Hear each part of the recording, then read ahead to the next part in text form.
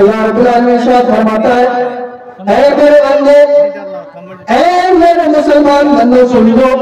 اے لوگوں سن لو جو اللہ اور اس کے رسول کے اوپر ایمان رکھتے ہو، تمہاری پہلی کام یہ ہے اتقوا اللہ، اللہ سے ڈرتے رہو،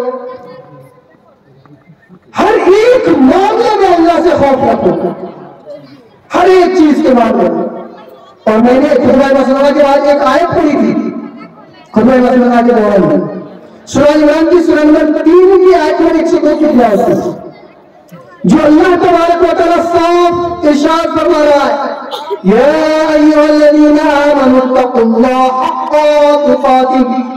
ولا تموتن الا وانتم مسلمون۔ اللہ فرماتا ہے اے ایمان والو،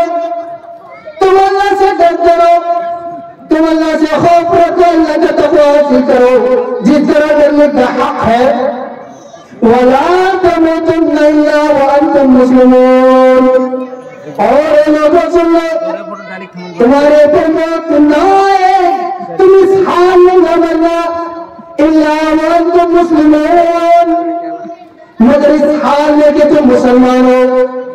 یعنی اللہ فرمانا چاہ رہا ہے کہ میرے بندے غور سے سن لو، اگر تم مسلمان کی حالت میں مرے، تم ایمان کی حالت میں مرے